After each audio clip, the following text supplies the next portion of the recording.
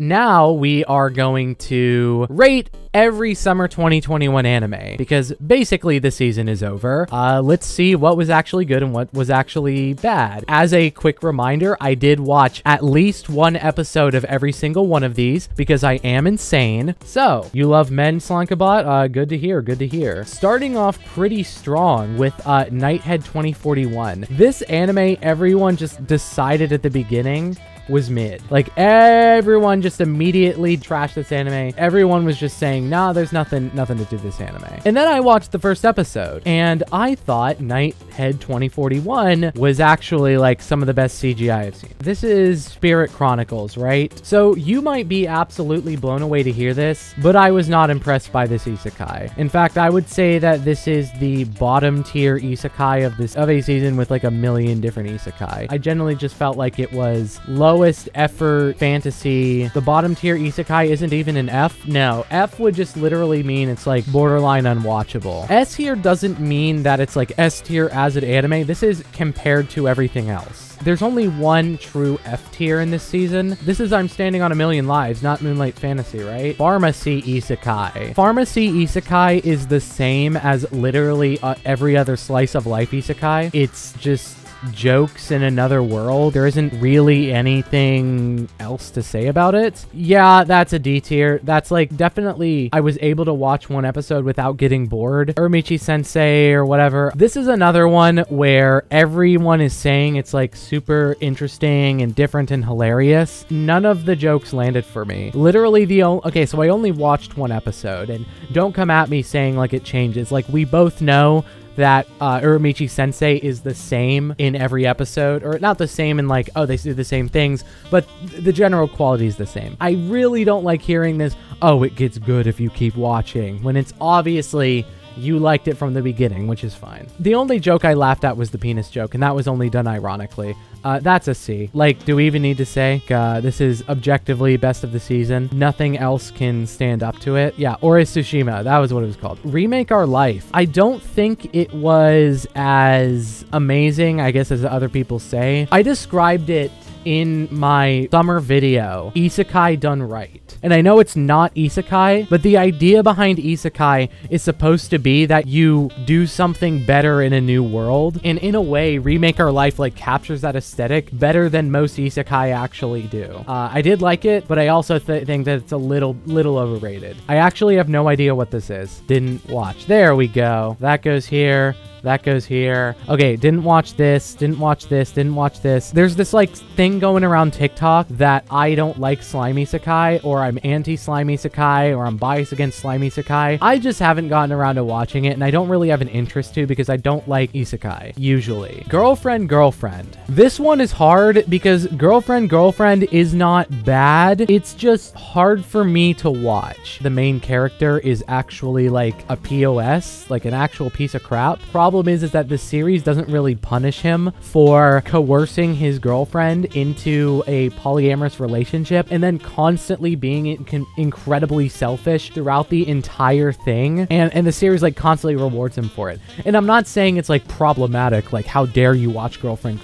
It's more like the series wants me to root for a character that I don't like, that I really hate, that I think is like I just want to kick him in the face. The Mother at Goddess's Dormitory. This anime, if you watched it, the FBI is coming for you. The CIA knows where you live. Interpol has your address. What's like the British intelligence service? Whoever they are. They have your Discord tag. The KGB, they have your email. Mossad, they have your waifu folder. Okay, so unironically, it's an F. It's like, this anime only can appeal to you if you genuinely get off to it, in which case you might belong in prison. The main character is a 12-year-old boy who gets brought into a dormitory of adult women, and they just constantly basically molest him. Love Live Superstar. I had never watched a Love Live anime in my life, and I didn't really plan to. Idol fans feel to me very similar to hardcore mecha fans, and I know you're in the chat right now. They talk about nothing but mecha. They watch nothing but mecha. They live for mecha. And then I watched Love Live Superstar, and it's unironically in the top 3 of the season. People who know me know I don't watch stuff because like waifus are cute or whatever. That's just not who, like, me. If that's you, whatever, but it's not me. Love Live actually had really good, well-written drama. Glad that I watched it. I have not finished Kageki Shoujo, but from what I watched, I can best describe it as Wonder Egg Priority done correctly. It focuses on heavy, dark issues, mature issues, like real life issues, but it's not just like they're bringing up really like deep and heavy stuff to like have it, and I highly recommend it. Massively underrated. I probably should have done a video on it. How the Realist Hero Rebuilt the Kingdom. So I actually read the light novel for this beforehand. This right here or so was really cool. This is just a generic isekai. D tier. It's watchable at the beginning. C tier. That's fine. Moonlight Fantasy or Tsukihime? Suka something Moonlight Fantasy. I got it wrong before, but this was one of the very few series actually made me laugh a little bit. A lot of people describe this as just diet Konosuba. It turns out that you can be a comedy isekai and not be copying Konosuba. I know. That's crazy. But overall, it's pretty decent. For me, it was a B. Remain. I really like alternative approaches to sports anime. The focus not on the sport itself, but of the characters' relationship to the sport and to each other. I didn't watch very much of it, but I did like what I watched of Remain. Mappa probably overhyped it a bit. An example of an anime that probably needed more marketing. I just want to point something out. I hyped this up back in March. Scarlet Nexus. This is an E tier only because there was literally no reason to watch it. The game is really good, has amazing music, and overall just looks great. Why did an anime need to be made? Why did the anime get released literally the exact time that the game came out? It has no reason to exist, so that's an easy E tier. Aqua, Tope on the White Sands. At first, I thought this series was an easy S, but I'd say it's the closest to borderline with me because some of the flaws with A, the pacing, and B, the CG is kind of distracting. It's not the best. PA Works, top 5, 6, 7 animation studios. It's in the top tier of animation studios when it's doing traditional hand-drawn animation. Once it gets to CG, it just doesn't feel as high class. I'm excited to see if this continues, if there's like a time skip or something, but overall, S tier show. I don't know what this is. Looks like porn. DD's in a Peaceful Generation. A little overhyped. The animation's fantastic. I think it's an original premise. It's certainly fun. I don't really have much to say about it because I only watched 3 episodes of it, but it was a B tier for me. The Detective is Already Dead. Biggest letdown of the season. First episode, I thought, wow, this is really good. Really great animation. And then the rest of the series happened. I could not tell you for the life of me what this is about.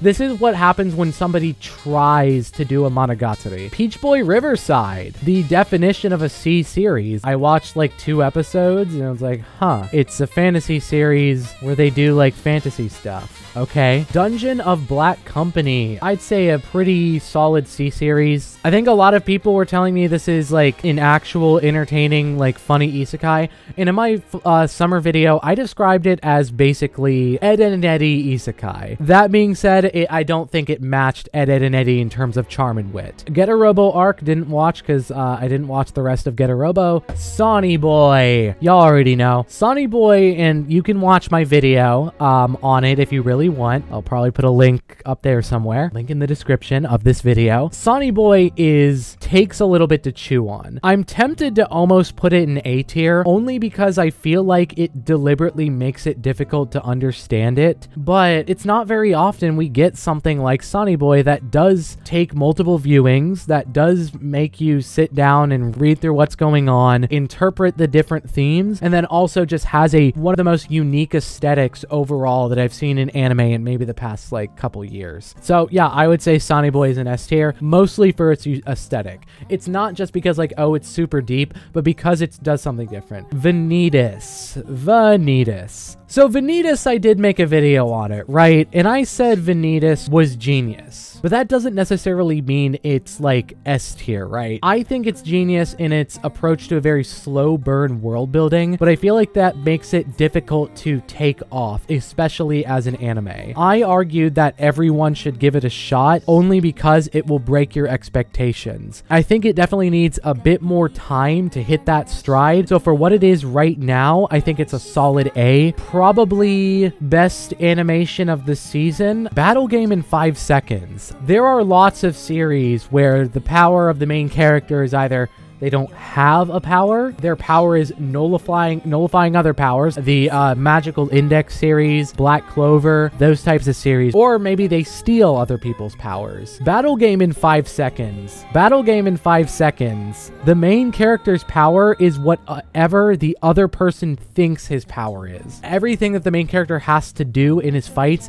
is trick the other person into thinking he has a certain power. Problem is, it doesn't really have a very interesting premise overall, but like I love the character's power. That's just so cool. The Duke of Death and his maid. I want to say now that the Duke of Death and his maid, the writing is really good. At first I thought it was just like a weird ecchi series. Anyone he touches dies. The maid woman is like, oh, I'm gonna trick him into touching me or something with like by showing my panties or my breasts or something like that. But then like the speech at the very end where they kind of confess their love for each other is really good. Really well, interesting written romance, really unique. It looks like trash. I'm sorry, you cannot convince me that this CG looks good. The characters, to me, look completely expressionless. They kind of stare off into the abyss. Oftentimes, their expression completely betrays the actual emotion that they're trying to get across. Cannot bring myself to like the Duke of Death and his maid, the anime. I definitely want to read the manga at some point. And I'm not just saying because it's CG, okay? I'm not one of those people that's like, CG is always bad. It can never be good.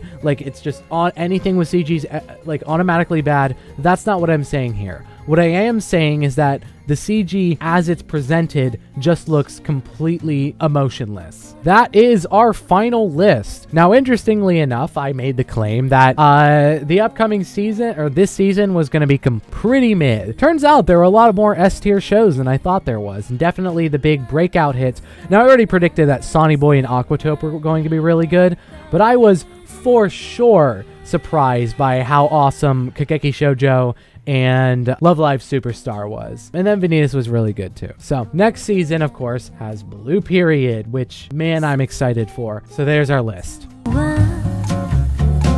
まれるべき場所に落ちた